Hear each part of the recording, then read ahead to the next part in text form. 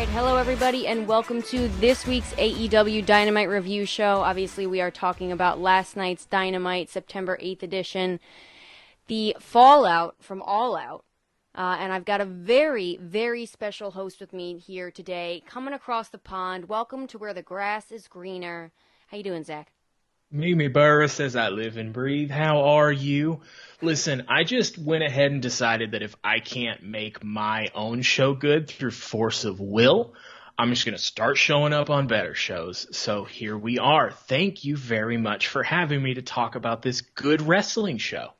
So before we do get into the good wrestling show, I did want to ask you too, very briefly, obviously, because this is the AEW Dynamite review show, as I stated before clearly. But first of all, when do you think we become the unofficial AEW podcast? Time frame? It's a good question, because if it were going by quality or entertainment factor, we already should have changed the name. I don't know if we have to wait to do it until we get like a bloated TV deal we didn't earn, or if Tony Khan needs to age like 30 years and start saying real questionable stuff we don't bring up a lot. Feels like maybe those two things have to happen first. Absolutely. So my other question for you was, and again, obviously we'll be talking about Dynamite, but as you are the NXT host here on this wonderful family of podcasters, I don't know what you get what I'm trying to say. But as you do review NXT here, obviously the new, very colorful middle finger to Triple H. First of all, who obviously we want to say as like a human being, Paul Levesque, get well soon. You know, with the heart problems. Interesting. I just didn't. It's genetic. They said it was a genetic heart problem, so it doesn't sound like he had a heart attack or anything like that. Though I feel like I could make a ton of very distasteful jokes at this point. Yeah. So 100%. Let me just ask you though, before I go into any of that, what do you think of the new logo, and what are you thinking is going to come this Tuesday in the new NXT? Obviously, the wedding, which I'm very excited for. Yeah, the wedding. That actually wasn't sarcastic. Index is my favorite thing. I know. Johnny Gargano is my favorite thing on NXT. It's a good favorite thing to have. My favorite things were Samoa Joe, who hasn't been on the show, Adam Cole, who I don't want to talk about, and a few other things. So here's the thing. I talked about this on one of the NXT shows after the logo came out. Is the logo weird and is it a lot? Sure. But that's like the 47th biggest problem that I have with what they are doing with NXT. That I think that if you're mad about the logo, it's not really about the logo. Like the logo itself, I don't care. It's colorful. Purple's my favorite color. So I like the colorful logo. It's more what it represents. I don't know. I know the rule of thumb is that wrestling weddings never go off without a hitch. I don't know what the hitch is going to be for an Australian woman and a serial killer that's been following her around a lot. But I'm certainly interested to find out. And I'm not a wrestling wedding guy, so you can imagine the mental place I'm in, where the most hyped thing is not, in fact, the NXT title, but it's a wedding. But I'm excited to see what they do with it, I guess. No, that's a good point. I didn't even think about that. I'm not a wedding person either. And that, like, I don't know what the big deal is with wrestling weddings, but apparently they do always pop a rating. We go back to, which was a terrible segment, by the way, but the Kip Sabian Penelope Ford wedding that did beat Edge on NXT in the ratings that week. So something goes on there. I don't know what the appeal is. If anybody listening to this is like super into wrestling weddings, I'd really love to hear. Like, I don't know, is it just like the cheesy drama of it? Is it like the Bobby Lashley, Lana stuff that some people seem to like for some reason? I don't know. Wrestling in itself, pro wrestling is very soap opera-esque, so who knows? But in regards to, you know, supposedly Bruce Pritchard and Vince McMahon taking over the bigger picture things in NXT and them really advertising it like it's going to be a whole new show, I don't think that's what we're going to get. But I'm curious to hear your thoughts as to you know, besides bigger, badder looking guys on the show, what do you think is really going to go down? Are we going to lose the Garganos and the Kyle O'Reillys of the world? I don't think we're going to lose them. I think that Triple H and Shawn Michaels are still going to be making a lot of the decisions. I think that more high-level stuff is going to be Vince and Bruce, because when you need a high-level decision made, those are the two you would go to. So I think that what's going to happen is we're going to see a lot more tall, ripped, white, English-speaking dudes is probably going to be the first part. And then we're going to see a lot more WWE stories. Like every once in a while, NXT will do that thing where the champion's out there and then 5 people come and interrupt him. Right. But usually NXT doesn't do that. That's a Raw or SmackDown thing. I think we're going to see a lot more of that because they're going to put NXT people in storylines that are going to be like what they do on the main roster, whereas now they do better versions of those stories. So when they go make them do the dumb or worse version, they aren't as good. So I think it's just going to be a lot more tall dudes. I don't even think it's going to be all that. Yeah, no, I think that's a good way to put it. And this is my last question, I guess, for you in the WWE sphere of things. But how long until Lily pins Samoa Joe for the NXT Championship? Okay, so I knew there was going to be a dig here, and at first I want to tell you I'm proud of you for it not being Karrion Kross. I like the growth. I can't even come up with anything about that. He's doing his own thing with it. I just feel bad for the guy at this point. Hey, Mimi, you know what? Karrion Kross, he's Matt's problem now. Exactly. You know what? And he's making probably a boatload of money, so. Probably. So it's fun. Listen, as long as Samoa Joe doesn't lose that to somebody stupid, I'm fine. It's Samoa Joe in WWE has been good every second he's been there, and that's in spite of bad booking and bad outcomes and never winning anything. Mm-hmm. Even if they WWE-ify it around him, I don't think Samoa Joe's super keen on recreating Raw every week. Yeah. Yeah, no, I can see that. No, I was thinking back to his feud with Brock Lesnar, and he was just, the promos that he cut were scalding good. So I'm sure he will probably do his own thing as well. Oh, yeah, no, it's funnily enough, I'm probably looking forward to this week in NXT, mostly out of morbid curiosity than anything else, but at least they got me looking forward to it, and I guarantee they might pop a little bit of a boost in the rating for it, so who knows. But a lot of stuff going on that side of the pond. Let's come back over to the nice side of the pond here, where we have over here. A whole bunch of stuff going on. Let me ask you first and foremost, what overall, I assume you watched All Out, yes. were your kind of overall opinions on the show itself? Was it the greatest pay-per-view of all time? Listen, with it just happening, it's hard to say that, because I feel like there's no reason in my head that it couldn't be. I mean, WrestleMania 17 still exists. Mm-hmm. That's a lot of Rock Austin. WrestleMania 13 still exists. That's Stone Cold and Bret Hart. December to Dismember. Okay, so that's 2 in 14 minutes, and that hurt. That stung. Yeah. There is an ECW to December, Dismember, Capital Punishment, or Hell in a Cell. There are other ones that have the benefit of time and company success behind them. But if everything keeps going this way for AEW, it's certainly the best pay-per-view in AEW's history, and there's only a couple WWE pay-per-views off the top of my head I could give you right there that I could make an argument for being better, and it's only because they're more important. That's up there, man. Yeah, no, absolutely. I think recency bias is definitely a thing. I also think it's hard to compare different genres of professional wrestling. Like, what about the Attitude Era, right? And versus, obviously, what's going on now. And I will say that tag team match in the Steel Cage, to me, was one of, if not the greatest tag team match of all time. I've heard a lot of people even argue that its opponent is really the same two teams in a ladder match at Revolution. So I don't know. There's definitely a lot to talk about, and it was definitely, at the very least, an inflection point for AEW. Definitely, we're going to look back and say that's when the tide really started to turn. If things do continue to take an upwards or continue in the upwards trajectory that it seems to be, I mean, they're making a case at Raw's demos for sure, and even not so far off the ratings. No, they're not.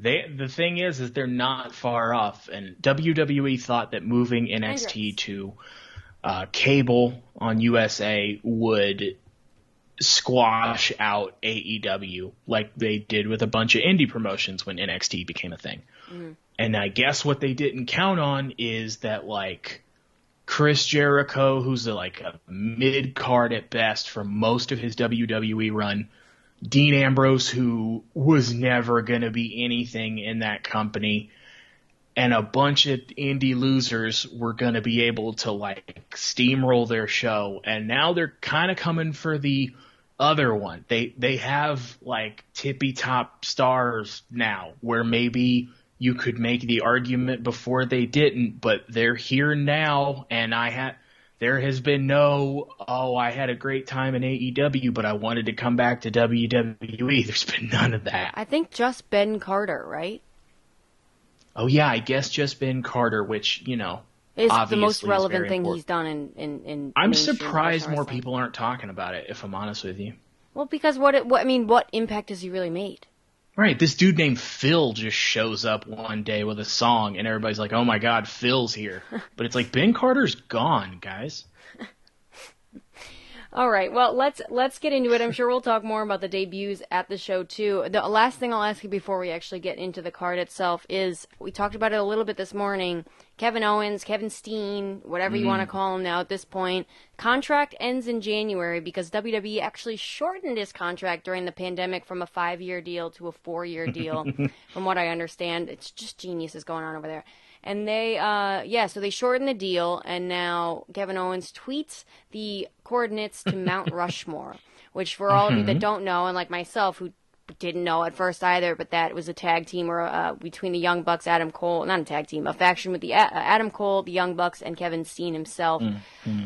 Just giving a little bit of a wink and nod as a possibility, and now also in the, I think Dave Meltzer was the one who reported it too, said, most people in WWE, the higher-ups, are pretty sure Kevin Owens is leaving the company. So are you excited about this? Are you upset about it? What are you thinking?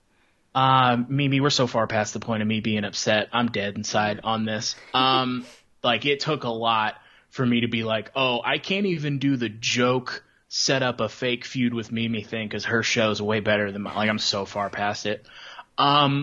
Here's the thing you need to know about me to understand fully why I am as excited as I am that he's kind of back. I'm a big guy. I'm about 6'5", and that's important because when I turned about 12, adults started saying on Halloween that I looked like an adult and therefore got some crap for trick-or-treating. Aww. Well, it was just a lot of not walk, and then I found out you can just go to the store and buy a gigantic bag of candy. I don't know why you walk around houses to get it. November 1st, the greatest day of the year. Oh, so great. So, the only costumes that I remember wearing in my life, I'm not a costume guy. There's definitely a Power Ranger in there. Okay. There's probably a karate. I was White Ranger, obviously. There was a karate gi in there, I'm pretty sure. The only other time I've dressed up was for some kind of Halloween party, and I took a black sleeveless shirt. I went to Target, and don't you worry, maybe it's going to get worse than even you think it will. Went to Target, bought myself the fancy white strapped Intercontinental title. Side note, did I do that just because I wanted to get that title anyway? Maybe. Also, shut up. And then I went home, and I used my zebra duct tape. Why'd you have that, Zach? I don't remember. And put KO on the front of the shirt. I dressed up as the dude, so I'm very excited. Almost irrationally so, I'd say.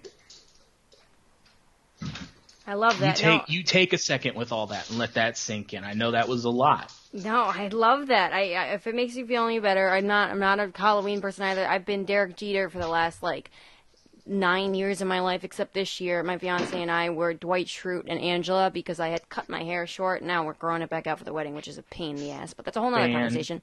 But so I had it just long enough where I could do the Dwight Schrute part. So we looked, and we went to Goodwill, and I just got a sleeveless, mustard T-shirt. You know what I mean? It was pretty easy costume to put together, but it was Kevin Owens. Though, side note again, as we're completely off topic here, I actually love that white Intercontinental title more than any other. That was my favorite. with Cody Rhodes holding it and the little mustache and all that stuff. Oh, those were the good old days.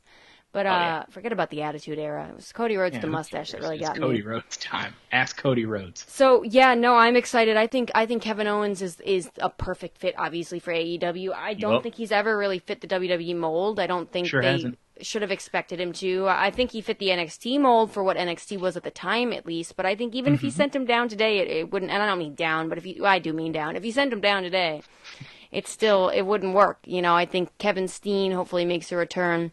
But that reminds me, too, I also wanted to ask you the news that also got reported today that we talked about briefly, that WWE's idea for Adam Cole was that he was going to be a manager for Keith Lee, who was going to turn heel.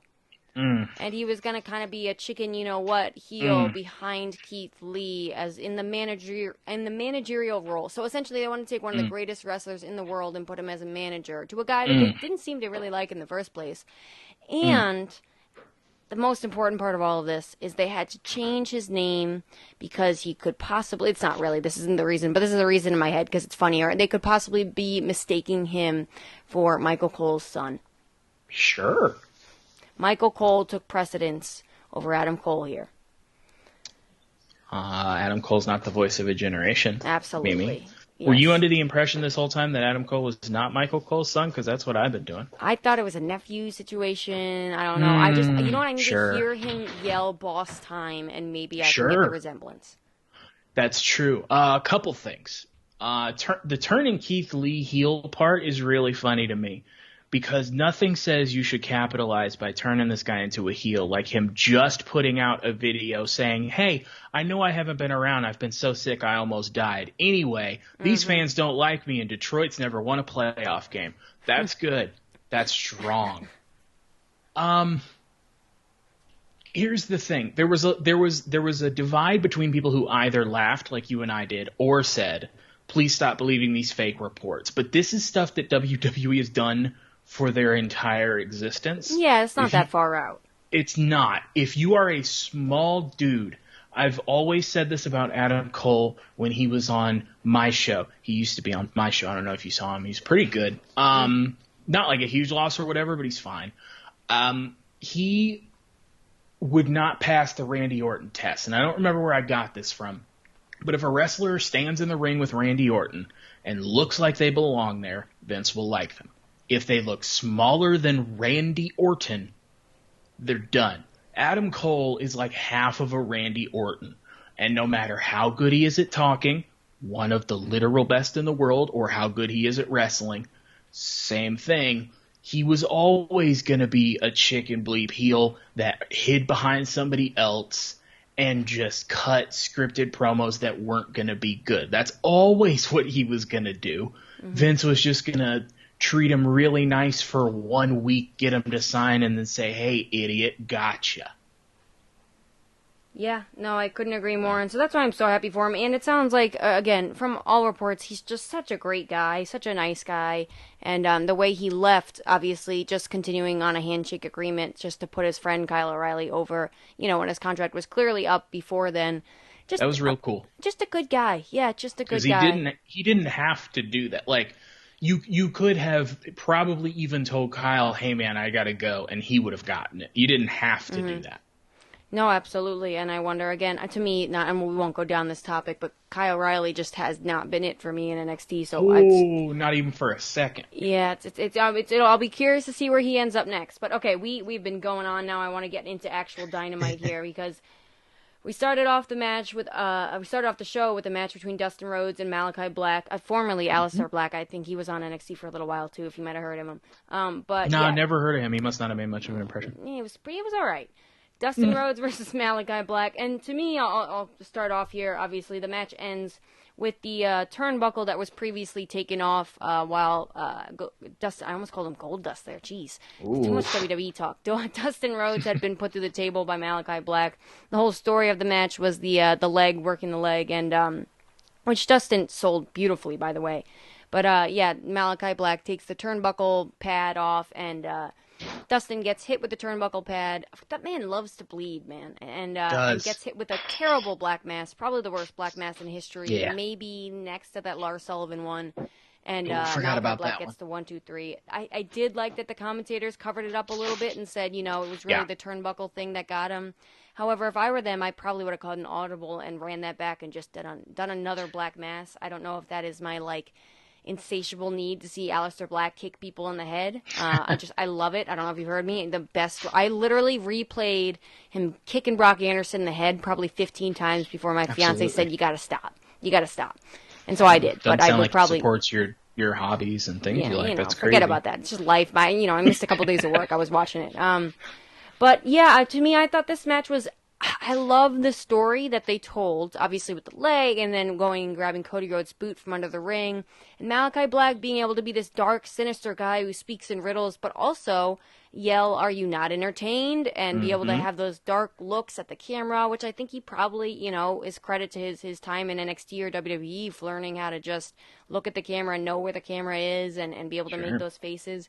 He can be this dark, creepy guy, but also still have a personality, and I think that's probably what he really lacked in the WWE system. So I like the execution, or not the execution. I like the story of this match. In the execution, it kind of flopped for me, but nonetheless, it was still exciting. And again, it's an opener of Dynamite. You really got to put on a bad match for someone to be like, ugh. So You do, and it was a little sloppy. I mean, the story makes sense so far, right? Takes out Cody, takes out Arn, then he takes out Brock, then he takes out another member of the Nightmare family, then he takes out Dustin, and he's progressively having a little bit more trouble with each person, which is really cool. Yeah, I love that Lee Johnson match, by the way. Yeah, one, because he told Lee Johnson, I'm going to move slowly and you're going to suffer. And Dustin, because he's been wrestling for however many years and he's probably got a couple tricks up his sleeve that would slow down Malachi Black. Yeah, I think you're right. He has kind of learned what his personality is, because WWE doesn't let you actually show your personality. They'll call it that, but it's not. They'll give you a different gimmick or a different character. They're not interested in what makes the characters tick. That's why Bray Wyatt, as a cult leader, never fit in WWE, because he was over here trying to be like, here's why this all is like this. And they were like, well, we have a pay-per-view.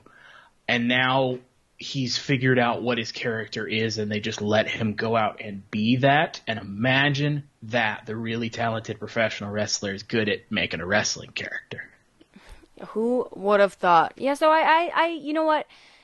All the I don't think I'm gonna remember this match for the botches. I think I'm gonna remember this match for the story. And I always say it's not necessarily about what you see; it's more about how a match and a story makes you feel. And I felt throughout this match. So I think I'm gonna be pretty lenient, especially coming off All Out too. But I hope they give Malachi Black the opening slot again on Dynamite. I think he definitely well deserves it. And let me ask you your early pick for Grand Slam: Cody Rhodes or Malachi Black? Do you think they 50-50 it, or? God, they shouldn't. Good answer. But will they? Depends on how much you think Cody Rhodes is like Triple H when he wrestled. Some people think that Cody Rhodes is great. He's the best thing ever. He was held down. Some people think you broke away from WWE and immediately started doing Triple H level complicated entrances and make everything overly dramatic. And then even when Brody Lee destroyed you so you could go film your TV show, you came back and beat him. So if you think he is Triple H, then they'll 50-50 it. If you think he's not Triple H, they won't 50-50 it. I don't think he's Triple H. Okay, I like that. I like the hope. I do too. I don't think they're going to do it. I think what I would love to see is mimic that. Dye their hair black again. Come back with the hair dyed black again, which I know people are not about. But yeah, come back with it hair dyed black again.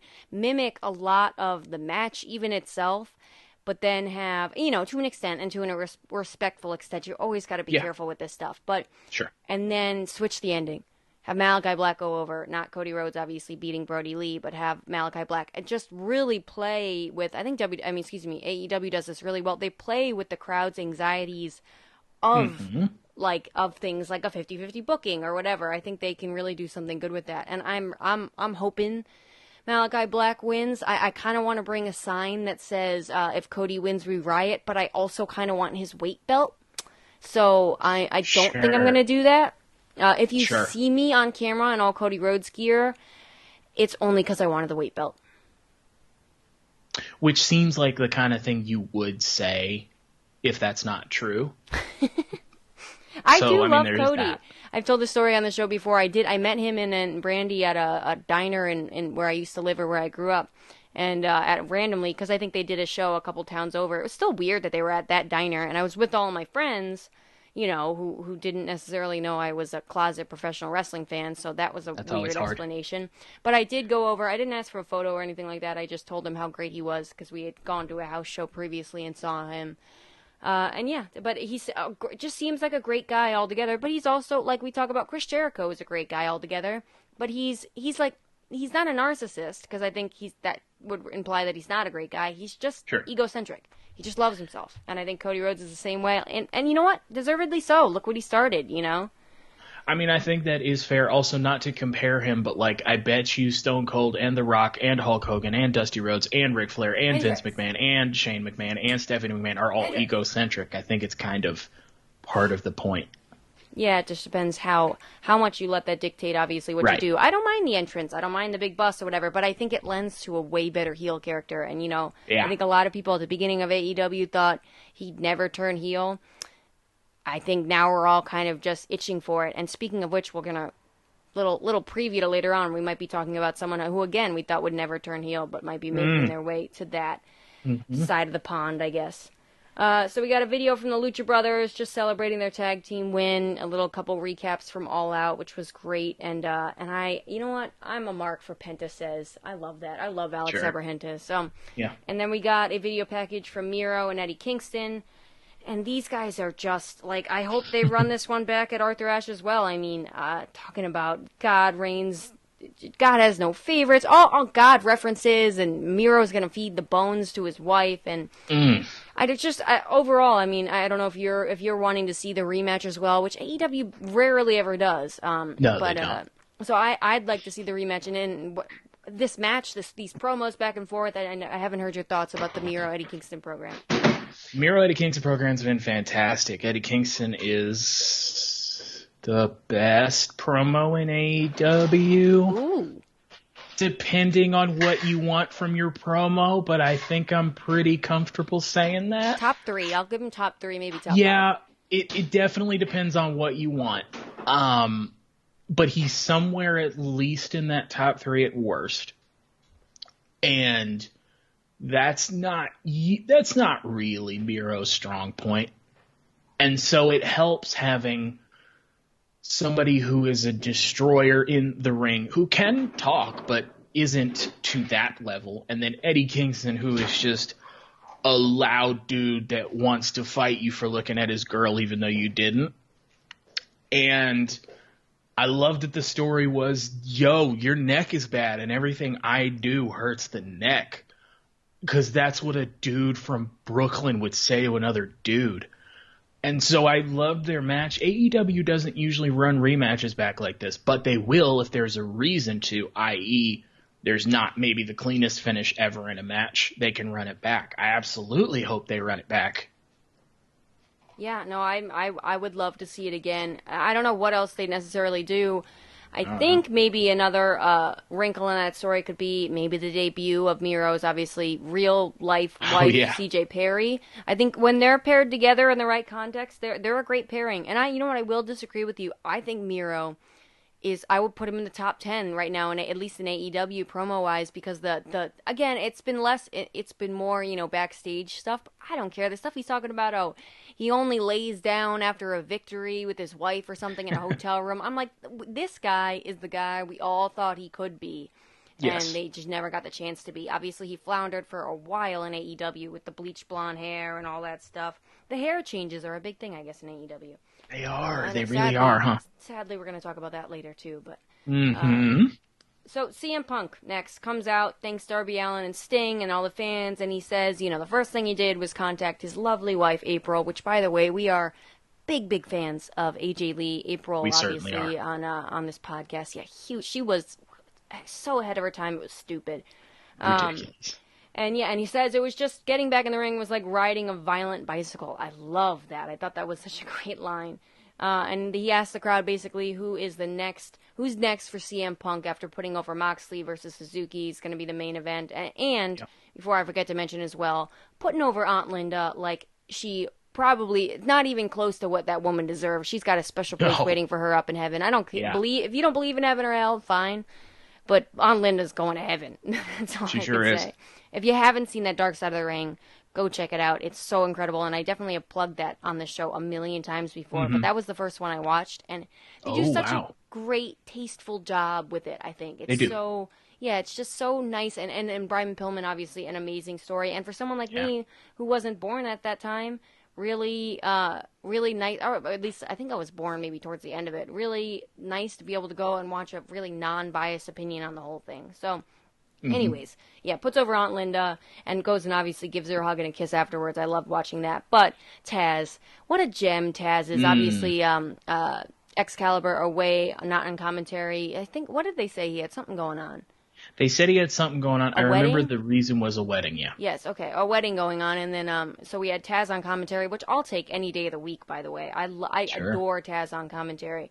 And he gets up and basically tells CM Punk he's sick of all the lovey-dovey crap, and he says, keep all Team Taz out of his mouth. CM Punk goes back and says, like, listen, out of respect, I'll let you talk, but don't you ever interrupt me again. I was like, there's CM Punk. There it is. There's it's still CM in Punk, there. not Phil Brooks. Yeah, and Taz talks about don't mention anybody from Team Taz. CM Punk says, I didn't. And obviously Taz refers to the real world, which is the thing, and social media and interviews, obviously, where he's been talking about wanting to fight Powerhouse Hobbs and Ricky Starks. Sadly not Hook, but he did mention Hook tonight, so... and you know what, Team Taz just has a little hissy fit, and Punk says that, beat him if you can, survive if he lets you. That sounds familiar. I think I've heard that somewhere before. So I thought this was great. I love Team Taz. It's just like an angry little... I don't think the guy is a little dude at all, but he certainly just gives off the vibe. Just like an angry feels like little... a little dude. He's like a cartoon character, man. I love Taz. And so I thought this was really, really... Again, I don't mind that it's a little bit clunky. It makes it feel more real. So I thought this back and forth was great. I thought it was great. I think if this were... I think quite literally anybody else besides CM Punk, I would have a little bit of a problem with this, in that we are at the part of the story where it doesn't feel like he knows what he wants to do, which in a character that doesn't work that way, like if it were Daniel Bryan, that wouldn't make any sense. But CM Punk, who hasn't been in the ring in 7 years and is now in a different company, he's not used to being able to get through a whole promo without his next opponent hitting their entrance music and coming out. So it makes sense that he's like, I don't know, dudes, who should I fight next? And then Taz is just an angry small man. And then we're either going to get Ricky Starks or Powerhouse Hobbs with CM Punk. Absolutely, I want that, please, right now. I think we're going to get both, and maybe even Hook. Yep. Maybe even Hook. I don't even know. Really on Hook today, huh? Yeah, I don't know, man. You know what?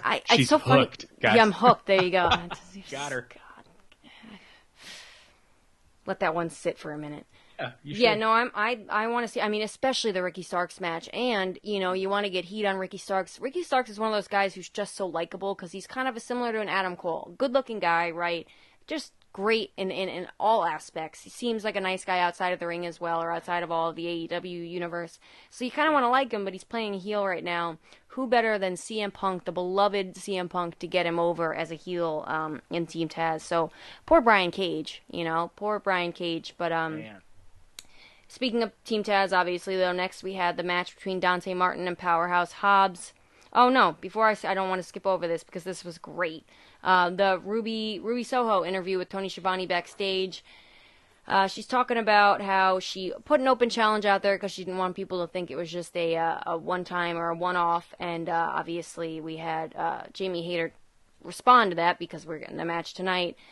The real good line of this whole thing was Ruby, talking about all of Britt Baker's nicknames and saying that, she got her into the business. And then Britt Baker says, what's your nickname again? The Runaway? Why don't you go back and run away to catering, the place that you've been for the last 4 years? Crowd goes, ooh, right, because that one stung. So what did you think about the first kind of real iteration of Ruby Soho on the mic that we got in AEW? It was awesome. I always knew she could be this, and it was frustrating that WWE wouldn't let her. She's very unique looking. She's really good in the ring. I've never heard her cut a promo, but I figure she probably could. She's very different. I don't understand why they didn't let her be, and she fits into a title match. It doesn't feel weird, and I think it's going to be an excellent match. It's so dumb that this is the first time I've ever seen her by herself in anything remotely serious. Yeah, I thought she held her own. I think she definitely. It's gonna be an adjustment period. I think she seemed a little uncomfortable, but I mean, you're up against Britt Baker, who's the best promo in the women's division, obviously, and if not top 3, top 5 in AEW period. But the match itself was, I don't think, as successful as this back and forth. I'm a little, if you were to zoom that camera out a little bit, where was Britt Baker in the entourage? Like right there. I know that's just kind of a pro wrestling trope, but I'm kind of over it at this point, and I expect more from AEW, and I think that's okay. That's the only complaint I really have about this whole thing. But yeah. So we go back down to the ring, as I was saying before. Powerhouse Hobbs versus Dante Martin. Dante Martin, obviously, I don't want to say they've been strapping the rocket to him because he doesn't really need one. He can fly himself at this point. But they definitely been giving him a lot more airtime on Dynamite, talking about how he had a win streak. Talking about how he had a win streak going on Dark. And the story of this match, though, is pretty much that Will Hobbs is exactly who he says he is, Powerhouse Hobbs. And really beat the crap out of him most of this match. We got a few little hope spots from Dante Martin. A great spot against the ring post, obviously. But Dante Martin can levitate. So let me throw this one over to you first. They like Dante Martin a lot, huh? I like Dante Martin a lot, too. Me too. In a company full of dudes that can fly, he can fly so well that the dudes that can fly are like, we got to get this guy on TV more. Yeah. It makes me sad for Ricochet first. Because he can also fly. Dante Martin is doing really well with the stuff he's given. And I don't know if we're doing Powerhouse Hobbs first with CM Punk or what, but it would make sense that he would look strong in this. It was really fun. It was kind of like a look at who AEW's future guys could be. Here's a couple of them. No, I 100% agree. I thought the match itself wasn't, A1, but it was definitely. Let me put it this way, I've seen better from both guys, but it told the story that it needed to. And there was a one spot in the March, the March match. Dante Martin's selling was so great. There was a part where Powerhouse Hobbs just ran him over, and it looked like his eyes rolled back into his head. It's like those little important details, because I'm someone who looks at all that stuff. I want to see all that stuff. So I thought they just probably, this just wasn't really their night, but it wasn't bad. I would give it like a solid B. I just, it's Dante Martin and a guy like Powerhouse Hobbs whose facials have like grown leaps and bounds, honestly, from when we first saw him, obviously around AEW to now. Yeah. I don't know what Taz is doing, but whatever he's doing is working. So, but yes, obviously Powerhouse Hobbs wins this match with a spine buster. I'm getting sick of the commentary, Zach. I'm getting sick of JR specifically, and I hate to say it. Oh my God, welcome! Oh my God, I've been by myself on this island for so long. Thank you for coming. Yeah, no, I've mentioned things here and there, and obviously he's a guy. You got to respect the name JR, right? 100%. You literally have to. Yes. And he's been amazing, and he's obviously got all these health ailments and stuff like that. But that's not like. It's like there's JR the person and JR the way he was in the past, obviously, on commentary, and I'm talking about the quality of his commentary today, and it's bad. It's not good. There it is. There it is. Thank you. It's really not good, and I'm sick of things like a spine buster being called a power bomb, and this is the second time in a row now where they called Moxley's, like, it was like a DDT. It wasn't the paradigm shift, right? Because he doesn't need to do 2 paradigm shifts. Second time now, once it all out now here on Dynamite where they're calling it the paradigm shift when it's just like an underhook DDT. I don't know if you want to call it the dirty deeds or not, but it's getting annoying. So here's the thing. Go ahead. I wanted to throw that out there. Here's the thing, because I've been on this bus for a minute, and nobody agrees with me, but my problem is not even so much that he calls a spine buster a power bomb. Like, I can kind of get over that. It's annoying, but I would understand. It's that he sounds bored, and he sounds like somebody who called wrestling in the 80s and in his head is like, these dang kids don't know how to sell. I hear it in his voice the whole time, and I would just think that if I hired somebody to be my announcer, that I would want them to at least sound enthusiastic about the product. The problem is every once in a while, for shorter and shorter periods of time, you'll get something really cool. When Adam Cole debuts and JR yells, "It's Adam Cole, baby!" That's fantastic. Only JR could have said it exactly like that. But for every one of those, you get a million arm drag takedown by Dante Martin here, where he sounds like a disappointed dad. That's a good way to put it. Yeah, and the guy doesn't know how to call a women's match, appropriately at least, to me. Never has. Never has. Doesn't understand women's wrestling, which, again, you know what? I'm not even going to go down that territory of, like, misogyny. Again, fine. The guy is just, he is where he is in life. I say keep the guy. He's amazing. He's JR. You know what I mean? Jim Ross. Keep him. I love his backstage interviews. I think those are great. Sure. Keep him for those. Keep him on the road twos, which are also super incredible, like every single time. Keep him for like as a hand backstage to help these guys too. He's been in the business. He's just someone great to have in your backstage team, and every now and then on television. Maybe every special. Maybe he commentates like kind of Chris Jericho used to. Every now and then he comes on commentary for a special occasion. I think Excalibur, he's stepping on Excalibur's toes most weeks. I think Excalibur is perfectly capable of holding his own. It's just, it's not all elite. He's not all elite for me. That's all I will say. Tony Schiavone was the afterthought hiring on that commentary team. And if you had told me when AEW started, Tony Schiavone was going to be the consistently excellent one, and JR was going to be like listening to an angry grandfather, listening to a new hip-hop album, I don't know that I would have believed you, but here we are. Yeah, no, absolutely. I will say Tony Schiavone, 100% great. Excalibur is my favorite guy on that team. Yeah. I think he does such a great job. I really do. And you know what? I like that. He's like a guy with a mask. Like, that's different. You know what I mean? Yeah. Anyways, all right, well, let's move on. Post-match, more Dan Lambert crap. Do you know who Dan Lambert is? I know American Top Team, but I don't actually know specifically. So apparently he did a stint in Impact for a while too. I didn't know. I had to look him up, and the first time he appeared on AEW, I was like, "Who the hell is this guy?" But you know, he just same promo that he's cut the last couple of weeks. I'm not going to even go down it. It's not. My only issue with this is one, fine, it's getting dry. It's getting really dry. To me, it was dry from the beginning, but I know a couple, some other people liked it fine. To me, it's getting real dry now. I like the presentation of them up in the skybox like that.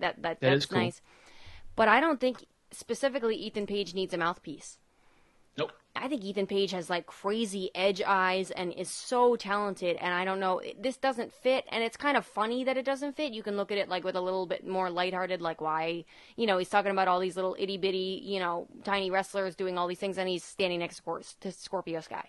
You know, it's funny, it's a little bit, but where is this going? Is my question. I don't know. I mean, other than like a bunch of small dudes team up against Dan Lambert's crew, I guess. I mean, this promo, I didn't like it the first time, but Dan Lambert is good at that exact promo. The problem is you keep putting him on TV, and he only knows how to do that one. So, like, I don't know, man, what are we doing with Ethan Page and Scorpio Sky other than nothing and disguising it as Dan Lambert cutting promos? Probably a couple small, like Dante Martin and Jungle Boy will get in a scrap with them 1 week or something. Yeah, I could see, you know, obviously with them attacking Lance Archer not too long ago, if they don't completely drop that something there, but I don't know. I don't know what's going on with this, and I really don't care. And speaking of things that I don't care about, Matt Hardy, Orange Cassidy had a quick little video package where Matt Hardy talked about how he wanted to shave Orange Cassidy's head, and Orange Cassidy, you know, said probably what we were all thinking. Whatever. Which I laughed. I popped for that. That was funny. But, I mean, I popped because I identify. I agree. I'm like, why? Why does Matt Hardy have to feud with every single person in the AEW lower card? Do you have an answer for me, Matt? Matt. I just called you Matt. How? First off, how dare you? Yeah, it's because I'm talking about... Because stupid Matt Hardy won't get off my screen, man. I don't know. I bet you the reason he has to do it is because of the same reason like Chris Jericho, John Moxley, CM Punk came, where it was like the I'm here to help the younger guys thing. And I can genuinely believe that Matt Hardy wants to do that. But, like, Matt Hardy seems to me to be that kind of savant that's really, really good at something, but because he is so good at it, he cannot explain to you how to get better at it. Huh, that's funny. I didn't think of it like that. I think it might be, not to this level, but a little bit like if Magic Johnson tried to teach you how to play point guard. There are things that come naturally to him that he can't show you in a pickup game. So I think what's happening is we're putting Private Party with him, we're putting the Hardy Family Office, we're putting him with all these guys, and they're not actually getting better or being better off because of it, because you know he's just there as like an older Dolph Ziggler. Like, he's there to have a really fun feud and a good match and then lose. As to why it's everybody, I wish I had a better answer for you. No, that's a really good analogy. The only difference for me is actually I like watching Dolph Ziggler wrestle. I'm so sick of seeing Matt Hardy wrestle. He doesn't do it for me in singles competition anymore. No. And I'm someone who, like, yeah, Private Party, still really green. Way better than they were. Still really green, though.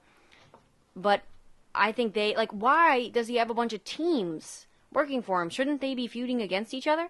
A little weird, yeah. Because I think Private Party is in top 5 in the tag team rankings, if I remember correctly.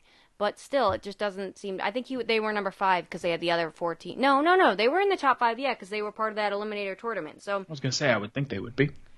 Whatever. All right, we'll not waste any more time on Matt Hardy. We'll talk about something that was probably the best part of the entire show, at least in my opinion. And this is where I differ from you in Eddie Kingston being the best promo in AEW, because we get crap. I almost went there. We get crap like this. MJF and Wardlow come out. Sure. I'm not going to get every line that he hit here, but man, did he go off. He talks about how he's beaten Chris Jericho 3 times before Sunday and a 4th time on Sunday, clean the middle of the ring, but after the bell rang and the music started, the match was restarted due to extreme bias against him because everybody in the back wants to be him. He says that he does a little cheap heat, calling everybody in Cincinnati mid. Yes. There's some food that they have there is mid. That's Chili. why they call it the Midwest. I didn't get that at first. Maybe I was just slow. It was late. I was tired. Whatever. It was bad, but bad in a good way, if that makes sense. And I love that he called out the fact that it was cheap heat, but then also he used the cheap heat, but it's not cheap when MJF does it for some reason. Right. But yes, he tells Aunt Linda not to make eye contact or else he'll knock her teeth down her throat. Yeah. And accuses obviously the Brian Pillman's daughter, who's pregnant, next to her, of having a child with her own father. And calls her ugly, or essentially says, she goes up to her and says she says she's Brian Pillman's daughter, and Maxwell Jacob Friedman says, well, that explains your horrid looks or something like that. And then Brian Pillman Jr. comes out. I'll say before, as I recap this too, I'll give it a quick little analysis with Brian Pillman. He felt very cheesy, very hokey. Yeah. But, I'm sure if you were in the live crowd there, it was fun. It came off on TV very hokey. But he said, he called Maxwell Jerkoff Friedman and says that he heard him talking trash about his hometown and his family. Talks about the Silver Spoon, Long Island, or Staten Island, wherever he's from. But Cincinnati breeds badasses like his dad, like John Moxley, and like him. And he welcomes MJF to the jungle.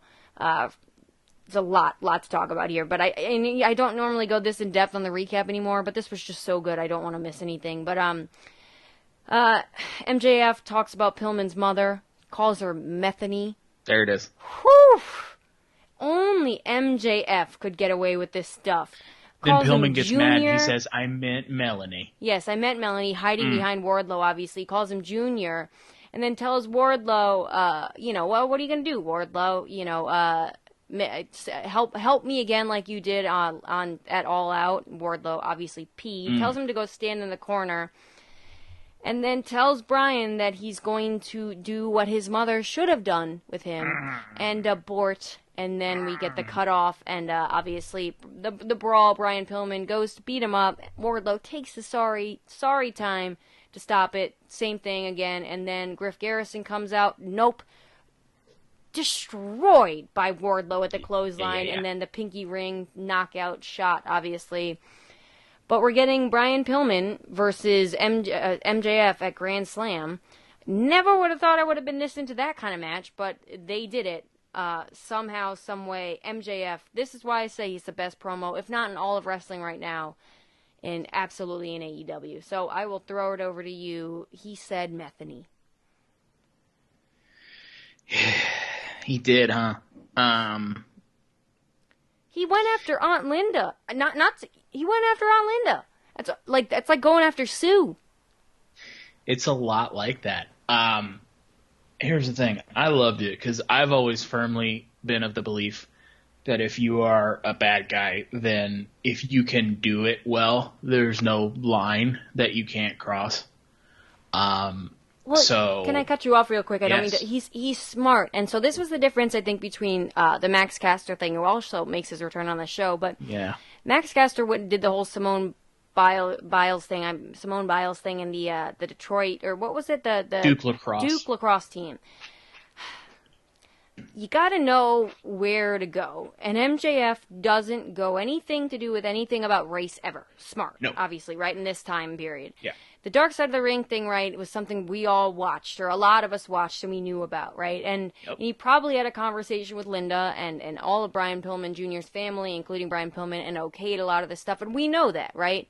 Yeah. You can't okay this stuff with Simone Biles and the Duke Cross team. And so he knows what's too much and what's okay. It's almost like if Family Guy can almost make a joke about it, you might be able to touch it. Yeah, that sounds about right. Yeah. Except the race stuff, obviously. Well, right. That's the And the Duke Lacrosse was religion either. Right. The Duke Lacrosse thing was the bigger problem I had with what Caster said. I would say that if it doesn't come out of the blue, if it has something to do with the story, i.e. one of the family members is right there, and especially if it's a bad time to do it, that's a perfect time to do it. I always thought that if they're doing like a Remembering This Legend edition of a show, I always wanted one of the bad guys to go, yeah, it's sad he's gone, but like I'm better than he was. Mm-hmm. I thought that would have been perfect. So this is right up my alley. If the entire point of wrestling as a bad guy is to make me want to see somebody beat you up, that's a pretty good way to do it. Yeah, Metheny's a pretty good way to do it. Metheny's a great way. And going after Linda, man, out of all people. Poor Linda. She came to watch a show, have a nice night, see her boy Bryan, and she gets all this. You know what, though? Like, it's a funny thing, and I almost wanted to be like, well, I wish they sold it a little bit better, because they're over there laughing about it and stuff like that. But because they do, I'm just being, far out there, but because they're laughing and stuff about it, too, and she's giving him the finger or whatever, they're in on it. So it's kind of okay, and so it's just kind of nice, yeah. It's like important, yeah, exactly. He knows what he can say and what he can't, and he's so good at it. So This was my favorite part of the show, highlight of the show without a doubt. Mm-hmm. We get a Jon Moxley promo about Minoru Suzuki, obviously with their main event match coming up later in the show, and then we had Jamie Hayter versus Ruby Soho, and I'm not gonna lie, Zach, I feel like this match kind of fell apart. I thought the Riot Kick, whatever she's going to call it now, didn't look nearly as... It was fine for the all-out finish. It didn't look like enough to put someone like a Jamie Hayter down. There was a really bad botch, something that even commentary couldn't really save. And I was disappointed, because some of this match was okay. And Jamie Hayter, I've sung her praises already on the show. She looks like a star. She's only... I think she's only like 5'7", and I looked up Ruby Soho was like 5'4", because she looks massive compared to those women, just height wise and all that. Yeah, she's really not. It's kind of like not Ruby Riott. What am I saying? Rhea Ripley. Rhea Ripley is actually not that tall. She just looks. No, Rhea Ripley's like 7 feet tall. No, 100%. I'll look it up right now. Because I remember looking this up and I was like.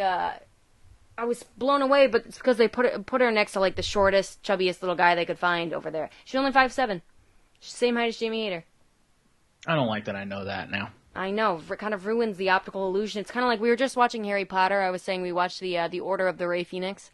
And, absolutely. And you know what? It was a good omen because they won, so I might just have to do that every title match now. But Probably. We looked up basically how they film, if you haven't seen Harry Potter, I don't know what you're doing with your life, but they looked up how they film Hagrid, essentially, with the optical illusion to make him look so big. Kind of what they do with, like, a Rhea Ripley or whatever, in order to make her look so tall. And same thing with Jamie Hayter, is only technically 3 inches bigger than Ruby Soho. Anyways. weird because it felt like more than that. But yeah, you're right. It kind of did fall apart. Sucks because Jamie Hayter just kind of came back around, and Ruby Soho's new. There's probably a lot of nerves. There's probably a lot of ring rust, and like stuff like that's going to happen. It just kind of sucks. I imagine we're going to see much better from both of them in the future. Maybe we can revisit this match like down the road after they're both more comfortable. But yeah, this just felt like not a ton of chemistry toward the end, and like it just like a few things went wrong and it messed everything up. Yeah, and you think like, again, we haven't seen a lot of Ruby Soho, obviously, as Ruby Riott in WWE, but I think they really are expecting her to be one of the more veteran hands. In no comparison to like a Serena Deeb, but somewhere up there. And I don't think I think in the match between Britt Baker and her, I think they would expect her to kind of be leading the match, and I don't think she seems like she's there yet. Exactly, just from this match, though. Also nerves, she's in her hometown, a lot of pressure, all that stuff, and you're just coming out of the WWE system. The way and the freedom that you have in the ring versus the freedom that they allow you in WWE is obviously super, super different. So it's an adjustment period. We saw what happened with Nero and some others, so I'm sure the title match will bang. That's all I'll say. Yeah. But we're getting that 6-man tag on Rampage, and, whenever I get to see Rebel, not Reba, in the ring, it's always a popper for me. Always fun. Yes. All right, so post-match, obviously, they did the beatdown, and then Chris Statlander and Riho came out to make the save. And the only thing I'll say about this is it's nice to see real friendships being born in the women's division, just like they are in the men's division. That's true. It is kind of nice that like they can exist outside of the exact story that they are in. Yeah, funny. You can interact with more than one person. We talked about that, didn't we? Well, no, guys can. Girls can't, though, right? Yeah, absolutely. I have that right. That's how that works. Okay, perfect. Okay, good. I was just checking. And you know what? This match wasn't in the third hour, so we are making strides. We are making strides. It's a low bar, but we're clearing it. We get a Brian Cage versus Ricky Starks video package. I'm done with this at this point, honestly. I hate to be that person, but I am. And then we get a promo from the Dark Order where they're talking about, you know what? I just had an argument with my fiance the other day. Bear with me, Zach. Sure. She was angry at me because we were talking about this before the show. I like to play the Xbox and stuff when I put the headset on and I'm talking with people. And she was angry because she felt like she wasn't a priority in that sense. I hope she doesn't listen to the show, man. I don't think she will. Anyways, she's angry at me about that, right? But I don't know that, of course, because I'm not told that. I asked her, "Are you upset? Are you okay?" She says, "No, I'm fine. We're fine. Are you upset with me?" No, we're fine. I'm fine. We're fine. Then she goes and takes the second shower of the day, and that's when you know. Similar to the Dark Order, obviously, who, when asked if they're all right, no, I'm fine. I'm not mad. We're fine. Yeah, we're not mad at each other. We're fine. I'm fine. I'm just gonna go take a shower, and we'll hash it out in 2 days when I'm ready to tell you actually what's going on. And that was the story of the Dark Order on this show. They bicker, and then Anna Jay came in and basically helped them set it straight and figure it out. Basically says, yeah, figure it out. Get your stuff together. And then we get the match with Evil Uno, John Silver, and Stu Grayson versus The Pinnacle, Cash Wheeler, Dax Harwood, and Shawn Spears. And the only thing I enjoyed about this match was the fact that Shawn Spears did the little peck popper thing. The rest of this, there was a little bit of good action back and forth with John Silver and Dax Harwood specifically, if I remember correctly. But eventually, the Pinnacle end up getting the win with the C4, and Shawn Spears pins John Silver. Yeah, I was disappointed in this because I think about the 6-man in the match, and maybe it was the time constraint they had, but I just felt like they could have done a lot better than what we got to see. I mean, they could have done better in that it would have been a better match, but like, how much were you going to care? Fair enough. Like, at this point, the Dark Order's really fun, and stuff on Being the Elite was fun, especially with Brody Lee. But I, for some reason, cannot cross the threshold of actually caring about them. Even with Hangman Page? I mean, I cared about Hangman Page, and I cared about Brody Lee, but I didn't care about the entirety of the Dark Order. Like, during that big, 10-man tag main event with Hangman Page and Dark Order, and they left a spotlight spot for Brody Lee. Like, I feel like that was the coolest they've ever looked, and, like, that was fun. But, like, if we split the Dark Order here, what are a bunch of these dudes gonna do? So, like, yeah, it could have been with more time. I just don't know that I would have cared any more than I did. That's funny. I love that because I just differing opinion in the fact that I think obviously what's going to happen with this, and it's my guess, is the dissension in the group is going to be solved when Hangman Page makes his return and gets the stuff together. I don't think you break up the Dark Order. I think I don't know. I don't know if it's in bad taste, but I just think you have to manage this stuff really carefully. Obviously. Yeah. And you know what? I think Stu Grayson is so fun to watch in the ring. Evil Uno is like unbelievably over somehow. He's not my guy right now, but a lot of people are super on the Evil Uno train. And sounds Johnny like you Hungy, really like Evil Uno. Yeah, Johnny Hungy, I am on that train, man. I love that guy. I love watching John Silver wrestle. I think there was a match, and I forget who they faced, but it was Paige and John Silver versus someone in a tag team match. It might have been Carl Anderson and Gallows, but I don't remember. But I was like so for it. The chemistry was great, and I'll never forget the moment when they asked Paige to join the Dark Order.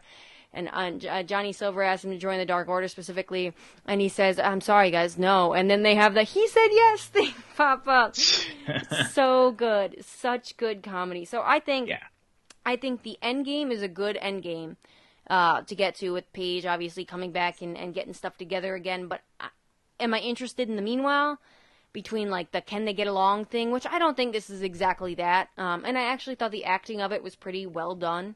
I'm not that asked about the Dark Order dissension. I am excited for the payoff though, if that makes any sense. Yes. Yeah, no, that makes sense. And what's up with the Pinnacle, man? How is Sean Spears the most interesting thing in the Pinnacle right now? Because MJF doesn't even seem to be a part of the group. Here's the thing about Sean Spears, real quick. I've never gone from, man, they really didn't use him enough in WWE. I wish he would have gotten a chance. To, please stop showing me this person on your television so fast. I don't know what happened, but like I went from Ty Dillinger was fantastic. He should have gotten more run. To, I'm all set on watching Sean Spears anymore. And I don't know what happened. I think it doesn't help that MJF doesn't show up anymore. Mm-hmm. I feel like that definitely doesn't help. It's kind of like on NXT where Pat McAfee had that group in NXT. Oh, yeah. And then now one week they pretended, there, right, they pretended Pat McAfee wasn't a thing anymore and the group was worse. I feel like it's probably a lot of that where like if you're around MJF, you're around main events. And if you're not around MJF, you're just kind of there. Yeah, and that sucks because FTR, again, one of the greatest tag teams in the world, especially at what they do specifically. And then Sean Spears, to me, I see where you're at. I was there, and then lately I've been back on, all right, I'm into Sean Spears again. Like, I was like, Ty Dillinger's great, whatever. You know, who is Sean Spears with this blonde mohawk? He's awful. To, okay, I like this guy. I like this guy again. I see what they see in him now again. Because he's got a little bit of patter about him now, and he didn't before.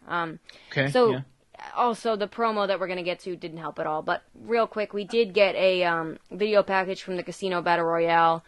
I asked Ashley's opinion on this, and I've heard of it before, and we've talked about it, obviously. But I'm curious to hear your thoughts on the Casino Battle Royale as a whole. I liked this little video package they did. It was nice, but it was only nice because I didn't see half the match because they don't know how to produce it correctly. Or the whole match is a mess in itself. But I'd like to hear your thoughts. Maybe you like it, the Casino Battle Royale. I don't like battle royals. Oh my gosh, are you not a Royal Rumble guy even? I am. You know, a Royal Rumble's not a battle royal. I mean, it technically. Battle royal, everybody starts same time, or there's an overabundance of people in the ring. The real thing about a battle royal is that at some point the cameramen and women are going to have trouble shooting it because there's too much to look at. So, like with a Royal Rumble, they'll clear the ring, or you have 90 seconds, or however long they decide. This, I don't know. It's a weird in-between. It is. It's a weird in-between. It doesn't feel like if we do this again in like 2 years, I bet the Casino Battle Royal is going to look different than it does right now. I think this is like when you're in early seasons of a TV show and they haven't figured out your favorite character yet. So, like, yeah, the video package was good, but again, that's because it wasn't super representative of the entirety of that match.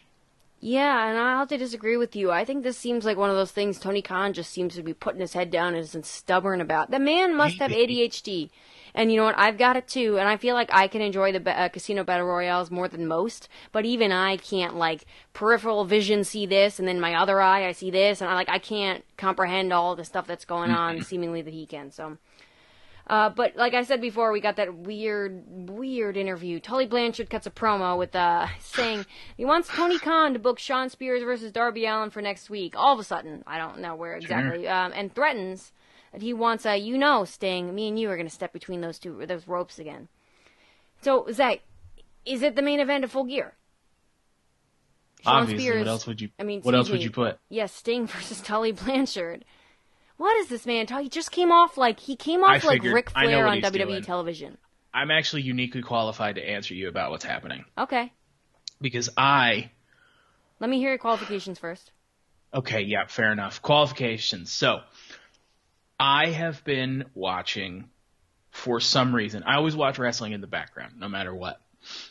But I've recently been watching World Championship Wrestling. I started in 85. I'm on 88 now. Okay. Now, am I super proud that I told you that on our podcast we're going to release to people? Not like super proud.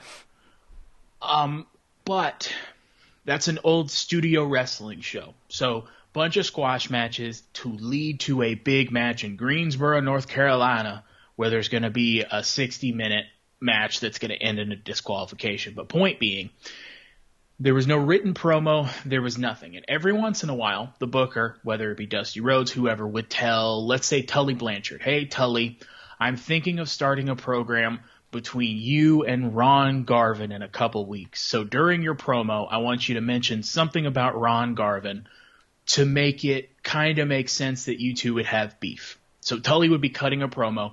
You know, the thing about the Four Horsemen is we go where we want to go and do what we want to do. We've got all the best looking women. We've got all the title belts here. And let me tell you one thing, Ron Garvin, you could never hope to have anything like this. And the other thing about the Four Horsemen, he'd say one thing in the middle of all that has to do with somebody he might be facing. Now, if I'm Tully and I'm cutting a promo off the top of my head, and the real point of this is to set up Darby Allin and Shawn Spears.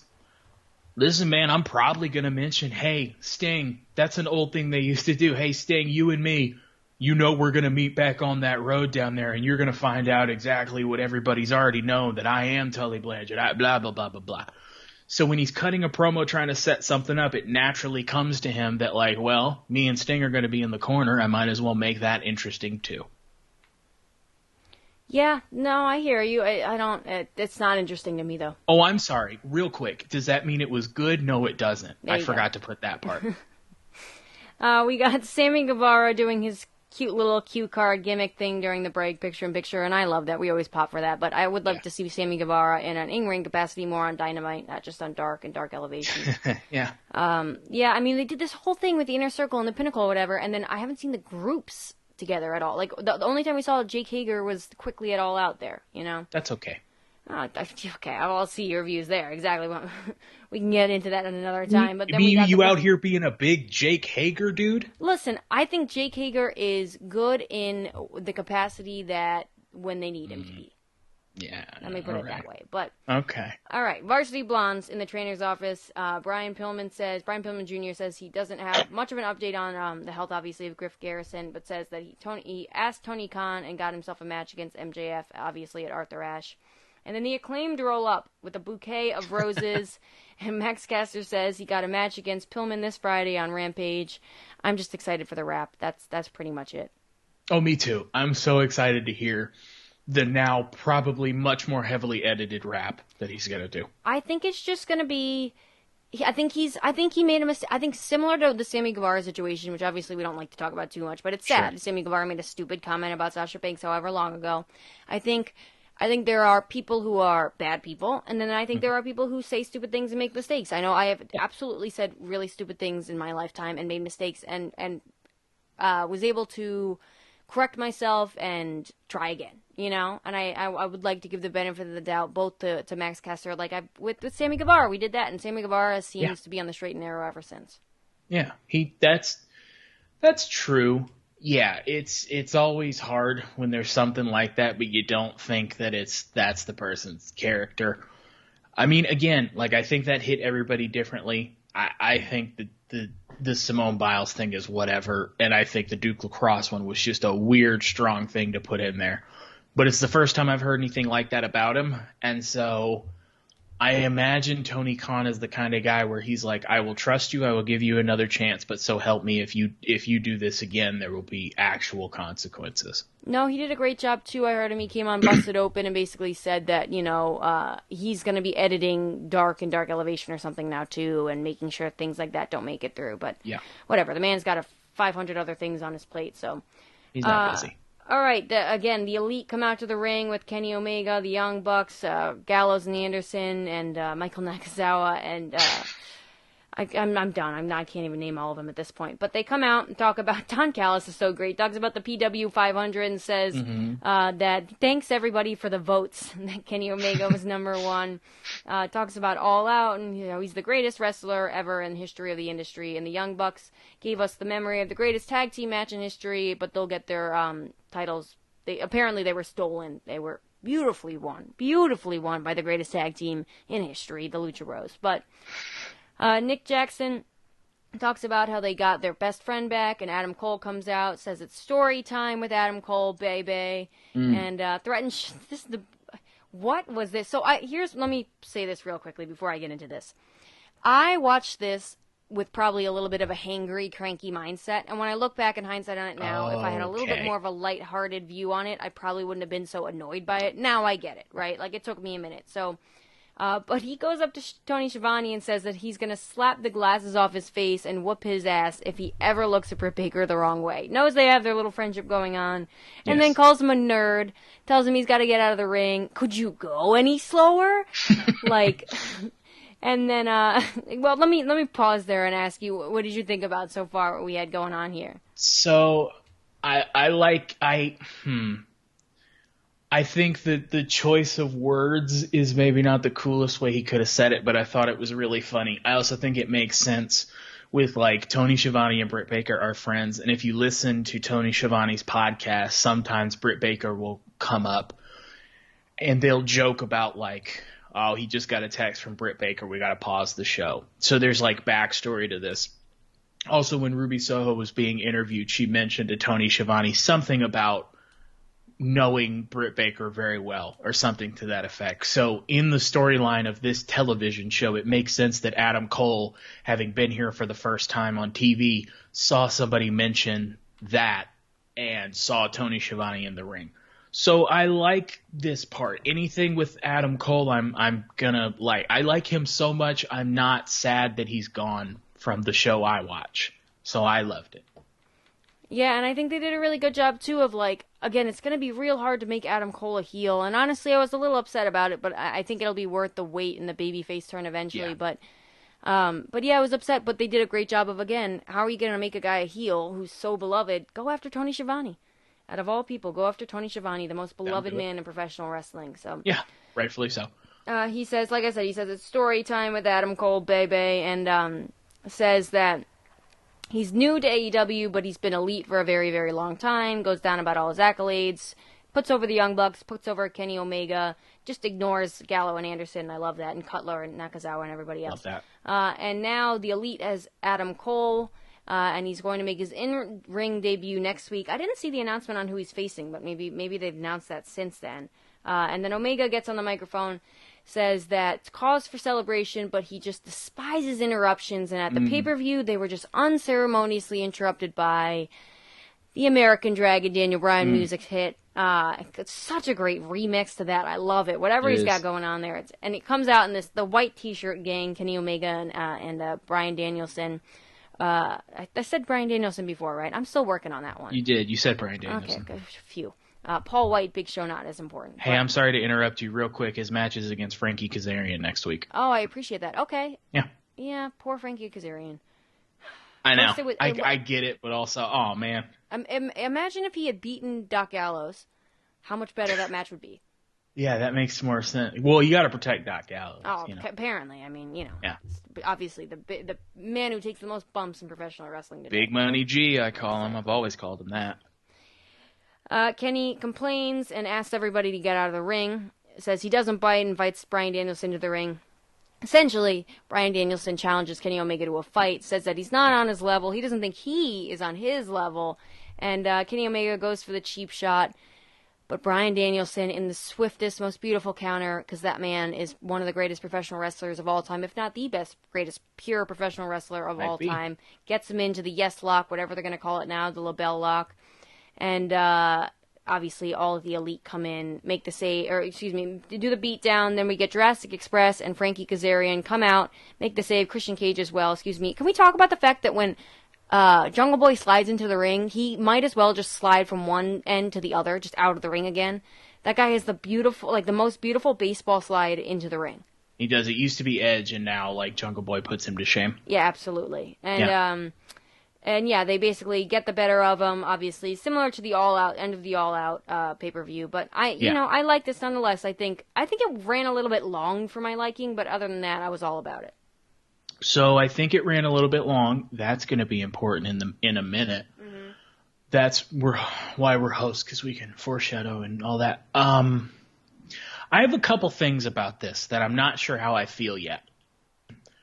My first thing, as somebody who has watched AEW more consistently than me, but presumably is as bought into the system as me, how are we feeling about Daniel Bryan having no matches and possibly getting an AEW title match?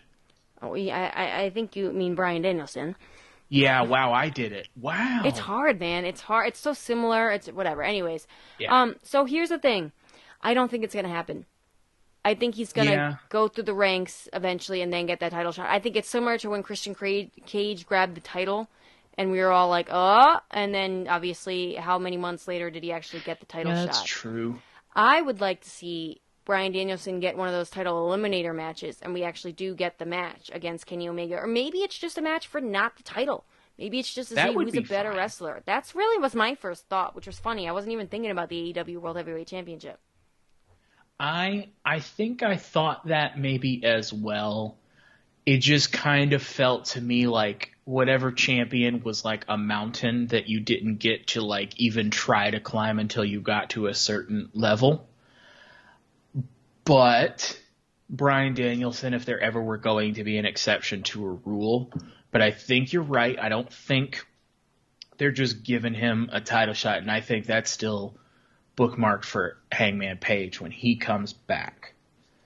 My second thing, if it had happened in WWE, I'd have a big problem with it, but I trust AEW a lot more.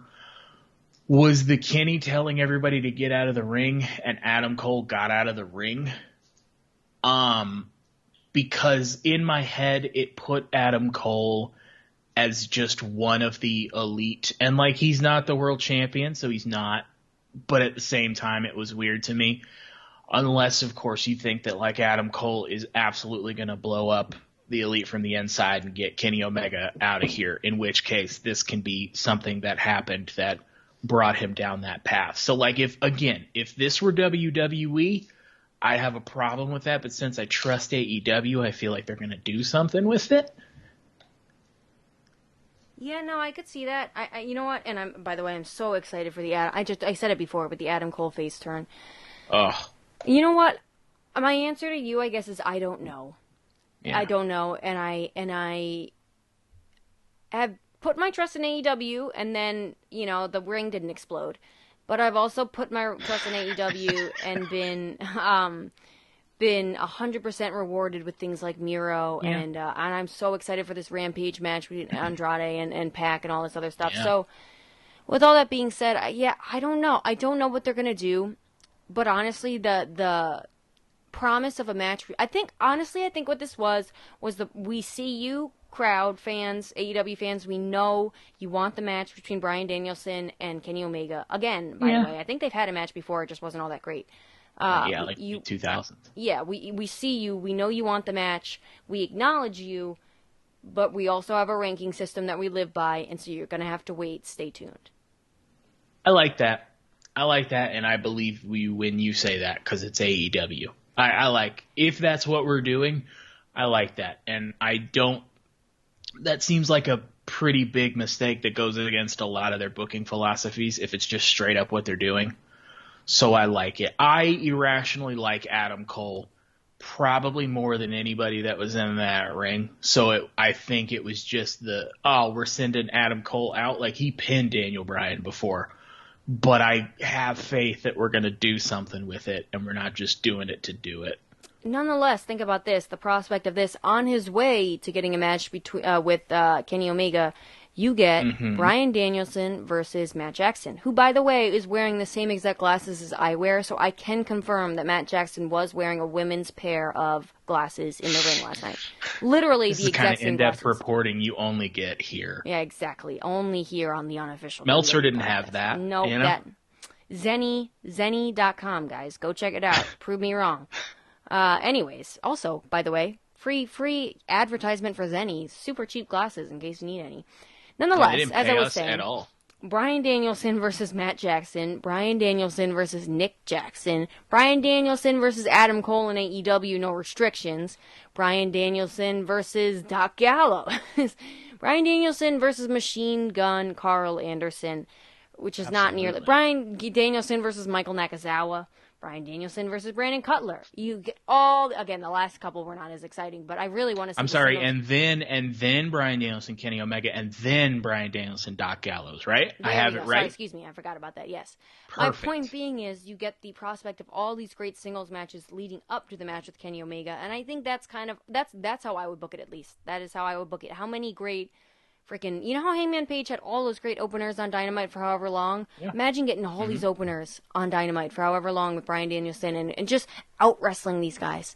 With very the best blatantly. Pure wrestler that's ever been alive. Yeah, and you know what? I don't think he's going to win the title. If he does get the title match before Hangman Page for any reason, I don't think he's going to win the title. I don't think Bryan Danielson wants it. If anything, I could see him winning the TNT Championship. Sure. Bryan Danielson versus Miro. Yeah, I'll take that. Sure. Any day. I'll take that, absolutely. So, sign me up. I'm about this. I don't know what they're going to do at Arthur Ashe, but I think what they might do at Arthur Ashe is the Elite versus all of these guys, Jurassic Express, obviously, in some great tag team match. That, again, big take old my money. 10-man tag or however many. Exactly. Yeah. All right, let's get to our main event, which was Jon Moxley versus Meniere Suzuki. I'm going to botch that every time. Suzuki. And I mean, like you said before, the time, they cut off the entrance, yet they had all the time at the end, which I'm happy for, by the way, Jon Moxley getting to celebrate. But yeah, essentially, Jon Moxley wins with the paradigm shift, a single paradigm shift, by the way. The DDT, he kicks out at 1. Meniere Suzuki, bleeding, made this match. I mean, these guys love to fight each other. From what I know, they love to fight each other, and then we got to see Moxley possibly, for the last time, pure babyface Jon Moxley celebrating with the Cincinnati crowd. Yep. Moxley's so weird. Like, he's such a weird guy, too. He almost looks like he doesn't give a crap the entire time, but you know he does.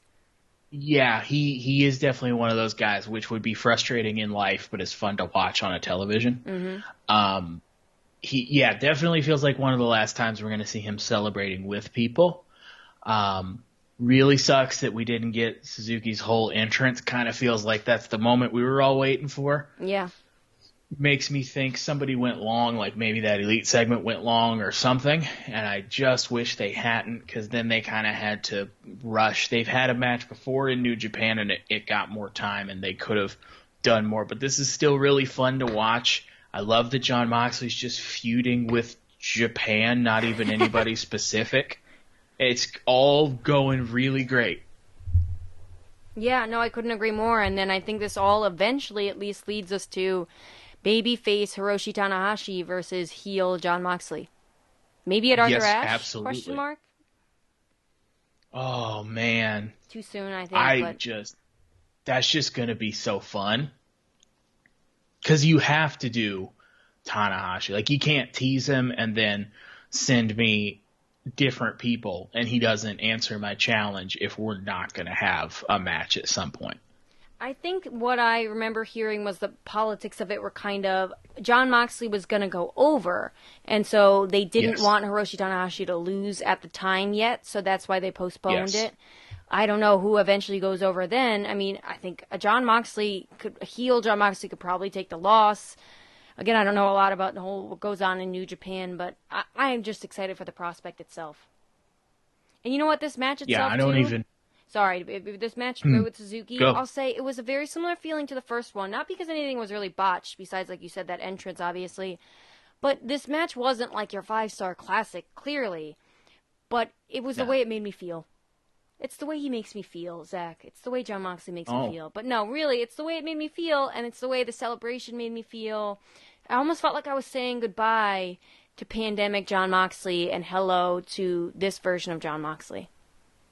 Got a lot of strong Mox feelings. I got a couple Mox feelings. You know what? My fiance is really into Jon Moxley, and I'm a little bit worried about it. Because if he enters, I hope he enters through the ramp. Because if he enters through the crowd, I might have to throw hands with Jon Moxley. And who needs that, like, to end their show, you know? Like, who needs it, honestly? Yeah, I could see Jon Moxley being appealing in a confusing way for a lot of different people. It definitely, his stuff definitely feels different than everybody else, in that he's just a dude who is crazy, but is like a quiet crazy, who just really wants to fight. Essentially, literally, the cocaine in libraries. I don't know if you heard that interview on Renee's thing, but he talked about how he did cocaine in libraries. That's the like analogy, the metaphor for Jon Moxley. Quiet, crazy. I'm doing cocaine, but it's in a library. I like that.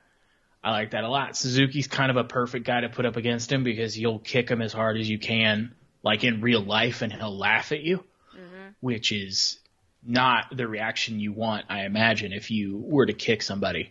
So I don't even necessarily care who wins if it's Moxley and Tanahashi. It feels like Tanahashi would win after Moxley beats a bunch of dudes from New Japan. Yeah. And then otherwise, New Japan's Moxley conquers Japan. Right, exactly. Or you can have New Japan's John Cena take out Jon Moxley, which seems like it would be it. But by that point, John will have gotten his match with Tanahashi. I bet you he doesn't care. And for any New Japan fans, I just want to say that I did not support that comparison with John Cena. Not that I disagree with it at all, but I just don't. From what I hear, Tanahashi fans they're extreme, and they're extreme in what they like, and it is not John Cena. I'm not going to defend. I'm not going to go back on my take. I will add one asterisk in that he is the John Cena of New Japan who can wrestle. Yeah. And I think that fixed it. That was much better. No, you know what? By the way, to give John Cena his credit, he really did evolve like nobody else. Like all of a sudden, he's doing whatever springboard stunners. Like I give John Cena all that. He definitely did, but we were dragged kicking and screaming to that point. 100%. I am a John Cena apologist, though. I think. Me too.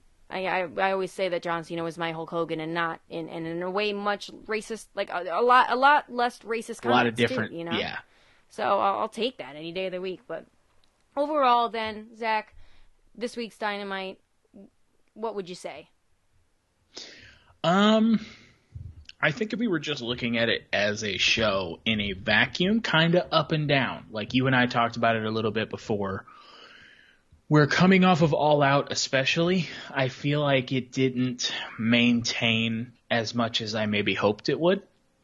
That being said, it was also going to be really hard coming off of one of the best pay-per-views I've ever watched to do it. I don't know if like saving Bryan Danielson for today would have helped, nor would I have necessarily done it. But it kind of felt up and down. But AEW has so much momentum and goodwill right now that I don't even really care because I know they're going to pull the nose up. So it almost doesn't matter. Yeah, no, I'm with you. I think AEW has a habit, I feel like, of if a pay-per-view or a show or something, for example, right, when the big explosion didn't explode, that Dynamite after that show was unbelievable. Yes, and it was. They have a really good knack at recovering.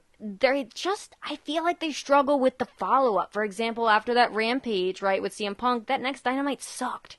Yeah, it did. Straight up sucked. And so this was better. 100%, 100% better. Yes. And this product is so stinking hot right now. It's almost like it could do no wrong. But at the same time, it's nice. Let me put it this way. It is nice to expect more from a wrestling company and still be satisfied. I still enjoyed the show nonetheless, but it's nice to expect more. And I think they just have continued little problems that they need to fix. Where are they allotting time? Where are they not allotting time? Where's the women's division? At least they're not in the third hour anymore, But talk about a good problem to have with all these great stars. And watching Luchasaurus, Chuck Marco stunt at the Elite was 100% of the time fantastic. I'm a big Luchasaurus mark. A dinosaur threw a child at an elitist group, and it's always fantastic. It's always must-see TV there. Okay, well, Zach, thank you, as always, for coming on this show. It's nice to have you. I would definitely have you back if you'd like to come over to this wonderful grass green side of the pond. Dynamite over here. Absolutely. I actually would like to extend the invitation to you as well, because I'll be damned if I'm going to talk about a wrestling wedding by myself. You know what, of course you put me on the spot as we're recording this show. I think that was a good way to, you know what? If we can make it work, which I don't see why I can't make it work. Hey, real quick, ma'am, who put out the tweet with 2 different puns in 2 seconds? That is fair enough. Yeah. 100%. Yeah, you know what? I told you I'm morbidly curious to what this NXT is going to be. I'm definitely going to watch it. Probably not live, but I'm definitely going to watch it. So I would be honored. I take that back. I wouldn't be honored, but I would love to come on your show. Felt unnecessary to take it back. You could have just left it, but that's fine too. You know, before we go too, though, I forgot I meant to ask you, Rampage, your predictions. They had the 3 matches, obviously, with Max Caster and Brian Pillman, the women's trios tag match, and then the main event, obviously, with Pac and Andrade. Who do you think's going over in all 3? I'm gonna take Pillman. Boy, it feels like Andrade should win. Otherwise, what's the point at this point? Who was in the trios match? I forget. We got Riho, Britt Baker. No, excuse me. We have Riho, Chris Statlander, and Ruby versus Britt Baker, Jamie Hayter, and Rebel, not Reba. Gosh, I don't even know, because I don't know what they want to accomplish. Like, obviously, Britt Baker stands tall. That's a great question. Oh, you think? Okay. Yeah. So I think I agree with you with Pillman. I think the faces win. I think we get Ruby, Riho, and Chris Statlander taking the victory, just because I think it's in Cincinnati, if I remember correctly. And okay, yep. Then it will be. Yeah. Yeah, I had a little secret knowledge there in my back pocket. Okay. And, feels like you could have given me all the information, but that's fine. And you know what? I disagree with you on the main event too. I hope Pac goes over. Make no mistake. I hope he does. Yeah. But I see what you mean, why it should. Here's the thing, and Ashley and I had a great conversation about this too, I thought. She says if Andrade goes over, then doesn't it make sense that the Lucha Bros turn heel, and then you get that match with Proud and Powerful versus the Lucha Bros at Grand Slam? I don't think there's enough time for them to get up there in the rankings. I think they're in the top 5, but maybe I'm wrong, but... There's not, and even if the Lucha Bros went heel, there's so much love for them in your heart that it wouldn't let it happen. I said they would have to punch Britt Baker in the face for me to actually boo them, and even then it would take you a second. Exactly, depends if it was Ray or Penta. Nah, you know what? If it was see, this is why they can't turn heel. I don't want to be put in situations like this. Exactly, I don't want to put myself in situations like this. Hey, Mimi, you can only keep one Lucha Bro. Who are you keeping? Oh, you know the answer to that. Okay, I was just checking. It's Ray. And you know what, though? I always say this. I think Penta is the better character and Ray is the better wrestler, and that is no slight on either one's ability in both of those categories as well. No, but it's true. Yeah, okay. All right. I was just checking to make sure you got the right answer. Remember that little short Penta-Cody Rhodes thing that they did for like a hot second? Yes. Penta was great. He was, because of Cody Rhodes mentoring him along. Oh, shut up. All right, we're done here. Why don't you plug your random show and your Twitter and all of that jazz? Well, Mimi, shucks, I'd love to. Folks, I want to thank Mimi, thank you very much for having me. This was a lot of fun. As she said, I'm the host of the NXT podcast. You can find that on the same feed you find this arguably better show. You can find me on Twitter at ZachNXT, at ZACHNXT, because when you see a brand that's a sinking ship, you need to attach your livelihood to it. Mm-hmm. I also host a podcast called Random Wrestling. You're never going to guess what it's about. I take a random wrestling show and I talk you through it. Some of the highlights thus far have been ECW's December to Dismember, One Night Stand, but not the good one, like the 2007 one. Capital Punishment 2011, Hell in a Cell 2019, which is The Fiend, Seth Rollins. So you can check it out anywhere you get those podcasts. I'd love it if you'd give it a listen. And maybe come listen to the show next week where you'll hear maybe Mimi and I talk about a wedding. Yeah, Index all the way. Can I ask you, are you okay in recovering from any kind of PTSD from that reviewing or talking and analyzing that Hell in a Cell pay-per-view?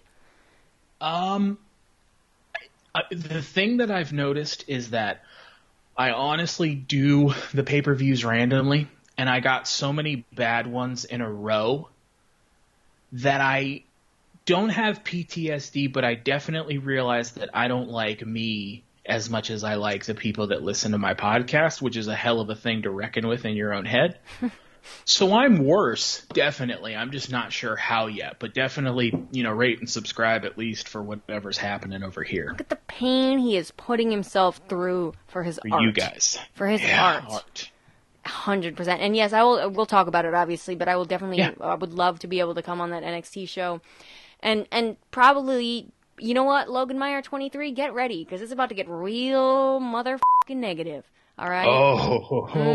And you know what? I can timestamp that. Let's end the show now so I know where to put the bleep in. All right, Zach. Thank you again. You can follow me on the Twitter at Mimi Burris, and you can find my shows only here because that's all I do. And that's it. Zach, thanks again, and I'll talk to you next time. Thanks, Mimi. Talk to you later.